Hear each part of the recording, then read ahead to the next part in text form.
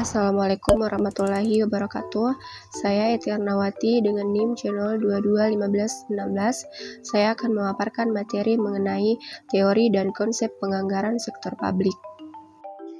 Jadi, apa itu penganggaran sektor publik? Penganggaran sektor publik adalah proses perencanaan, penetapan, dan pengelolaan alokasi sumber daya keuangan yang dimiliki oleh pemerintah atau lembaga-lembaga publik lainnya. Kemudian, apa itu tujuan penganggaran sektor publik? Tujuan penganggaran sektor publik adalah untuk mengatur penggunaan dana publik agar sesuai dengan prioritas dan kebutuhan masyarakat serta mencapai tujuan ekonomi, sosial, dan politik yang telah ditetapkan. Selanjutnya, manfaat penganggaran sektor publik. Pemerintah menggunakan anggaran sebagai alat untuk merancang program kerja atau langkah-langkah yang akan dilakukan setiap aktivitas dapat terarah dan terkontrol dengan baik. Anggaran sektor publik menjadi lebih kendali dan tolak ukur untuk setiap aktivitas yang dilakukan. Jadi, manfaat penganggaran sektor publik itu ada 8. Yang pertama, sebagai alat perencanaan. Anggaran sektor publik dibuat untuk merencanakan tindakan apa yang akan dilakukan oleh pemerintah berupa biaya yang dibutuhkan dan berapa hasil yang diperoleh dari belanja pemerintah tersebut. Kemudian yang kedua itu sebagai alat pengendali. Sebagai alat pengendali, anggaran memberikan rencana detail atas pendapatan dan pengeluaran pemerintah agar pembelanjaan dapat dipertanggungjawabkan kepada publik. Anggaran sebagai instrumen pengendalian digunakan untuk menghindari adanya overspending, underspending, dan salah sasaran atau misappropriation dalam pengalokasian anggaran dalam bidang lainnya yang bukan merupakan prioritas. Kemudian manfaat yang ketiga yaitu sebagai alat kebijakan fiskal. Anggaran sebagai alat kebijakan fiskal pemerintah digunakan untuk menstabilkan ekonomi dan mendorong pertumbuhan ekonomi.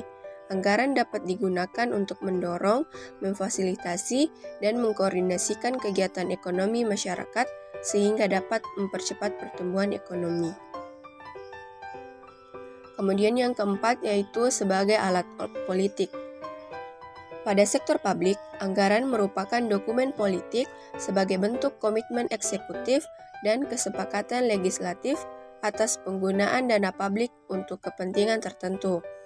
Oleh karena itu, pembuatan anggaran publik membutuhkan political skill, coalition building, keahlian bernegosiasi, dan pemahaman tentang prinsip manajemen keuangan publik oleh manajer publik.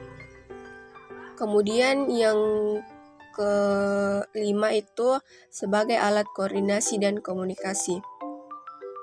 Anggaran publik merupakan alat koordinasi antar bagian dalam pemerintahan.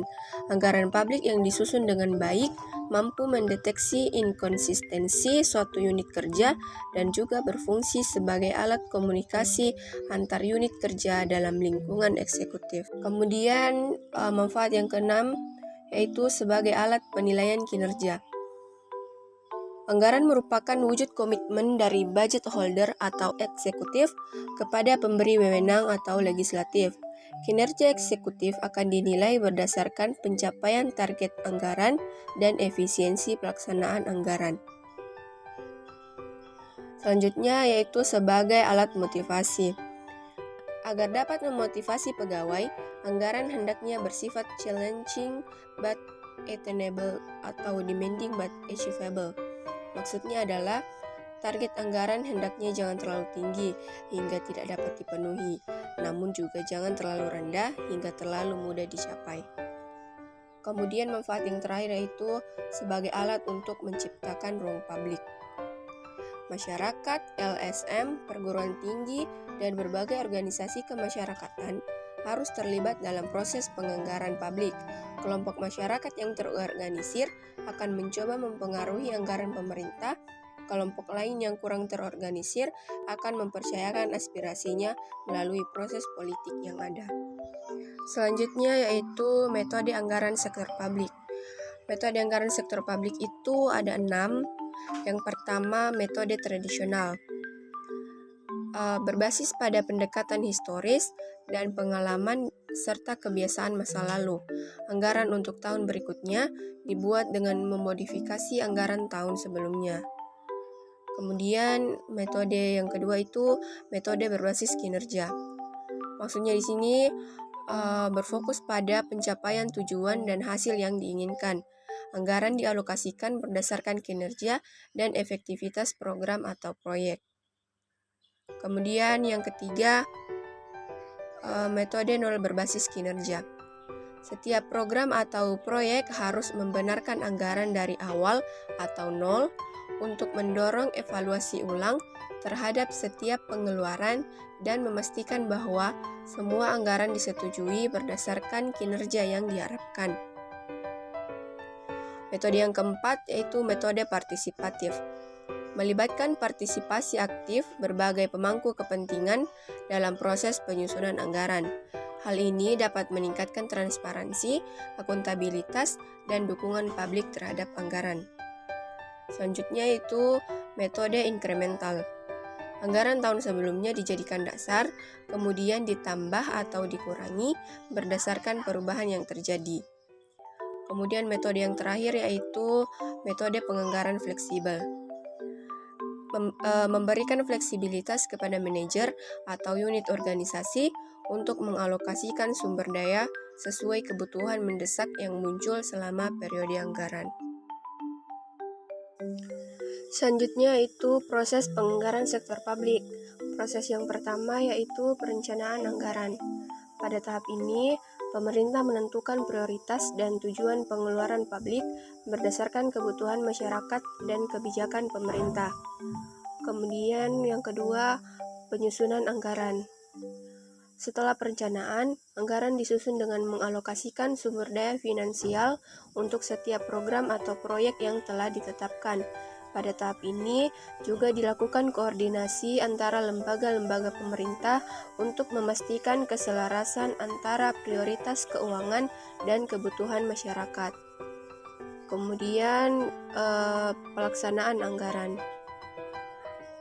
Setelah anggaran disahkan, pemerintah atau lembaga-lembaga publik mulai melaksanakan proyek atau program yang telah dianggarkan. Selanjutnya yaitu pemantauan atau evaluasi kinerja. Selama pelaksanaan anggaran dilakukan pemantauan terhadap penggunaan dana untuk memastikan bahwa anggaran digunakan secara efisien dan efektif sesuai dengan tujuan yang telah ditetapkan. Evaluasi dilakukan untuk mengevaluasi pencapaian tujuan dan kinerja program dan proyek yang didanai oleh anggaran.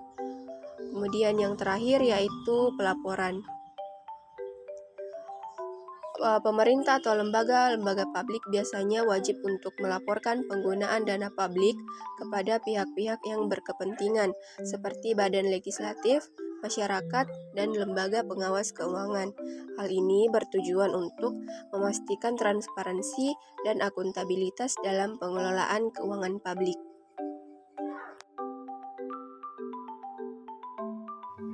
Baik, selanjutnya yaitu akuntansi anggaran. Akuntansi anggaran adalah suatu sistem pencatatan keuangan yang memberikan gambaran lengkap mengenai perencanaan pengeluaran serta estimasi biaya yang nantinya akan dibandingkan dengan pengeluaran yang sebenarnya atau yang telah terrealisasi. Itu saja materi dari saya. Terima kasih. Assalamualaikum warahmatullahi wabarakatuh. Thanks for watching.